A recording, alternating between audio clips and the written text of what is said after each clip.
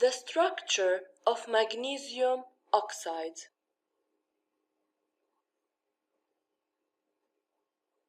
This is the structure of magnesium oxide. The blue spheres are magnesium ions and the red spheres are oxygen ions. Just like NaCl or sodium chloride, the ions are arranged in a regular way. This is the magnesium oxide lattice. And notice that the dashes between the spheres are not covalent bonds.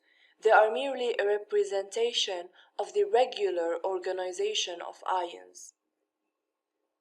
Magnesium has a 2+ sign and oxygen ion has a 2- sign, so the attraction forces between the two ions is very strong and stronger than the attraction forces between Na+ and Cl- in sodium chloride.